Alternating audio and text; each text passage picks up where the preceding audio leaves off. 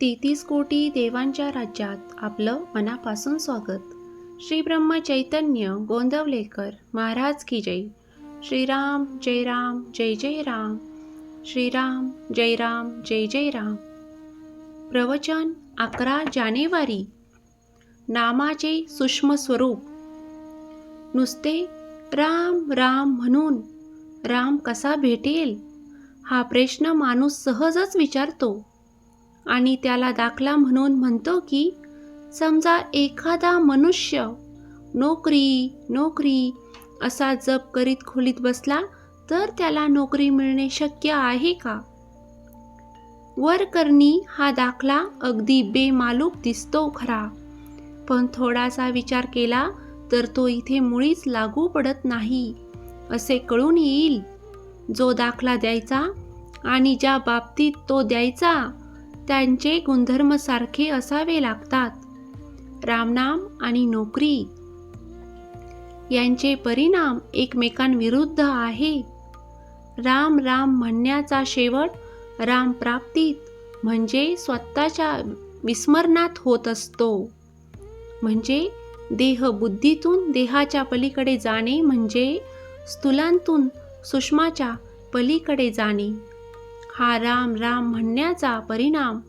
परंतु नोकरीचा प्रकार याच्या अगदी विरुद्ध आहे. मुळात नोकरी ही कल्पना सूक्ष्म आहे. नंतर ती मिळावी म्हणून 10 जणांचे आर्जव करायचे. त्याच्यानंतरही ती देणारा भेटायचा आणि आपण ती नोकरी करायची. म्हणजे नोकरी या कल्पनेतून सूक्ष्मातून स्थूलात जाणे हा नोकरीचा प्रकार. पण राम राम म्हणणे हा प्रकार स्थूलांतून सूक्ष्मांच्याही पलीकडे जाण्याचा आहे. यावरून नोकरीचा हा दाखला इथे लागू पडत नाही हे स्पष्ट होते. दुसरी गोष्ट म्हणजे नोकरी नोकरी असा जप करून नोकरी मिळविणे कठीण हे तर खरेच, पण राम राम म्हणून राम मिळणे कसे सोपे, किंबहुना कसे हमखास शक्य आहे हे पहा. नोकरी म्हणजे मुळात कल्पना असून ती प्रत्यक्षात आणण्याकरिता इतर अनेक गोष्टींशी कशी जुळवाजुळव करावी लागते हे आपण आत्ताच पाहिले. तसेच घर बांधणे ही कल्पना, ती पुरी करून ते सर्व घर सर्व बाजूंनी सुखसोयीने आगर व्हावे या हेतूने सर्व जिन्सा पैदा करून त्यात आणून ठेवणे म्हणजेच कल्पनेतून कृतीत येण्याचा प्रकार झाला. आता हे करणे किती कष्टाचे आणि अनिश्चित आहे याचा अनुभव सर्वांना आहे.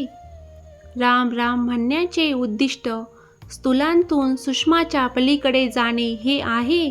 म्हणजेच अगदी सर्व बाजूंनी परिपूर्ण आणि भरलेले घर एक एक वस्तू फेकून देऊन रिकामे करण्यासारखे आहे. ही गोष्ट करण्याची इच्छा असल्यास कोणालाही सहज होण्यासारखी आहे. तेव्हा नोकरी नोकरी म्हणून नोकरी मिळणे जितके कठीण तितकेच राम राम म्हणून राम मिळणे निश्चित आहे.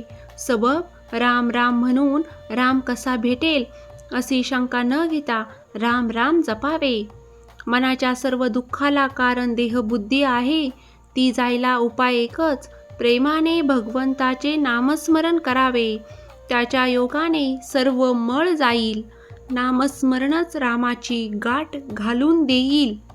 चित्तात तशी तळमळ मात्र पाहिजे. मीपणा टाकावा आणि परमात्म्याचे होऊन राहावे. जो नाम घेतो त्याला देहाच्या सुखदुःखाची जाणीव राहणार नाही. तो आनंदात राहील. श्रीराम जय राम जय जय राम. श्रीराम जय राम जय जय राम. जय जय रघुवीर समर्थ. जय जय रघुवीर समर्थ.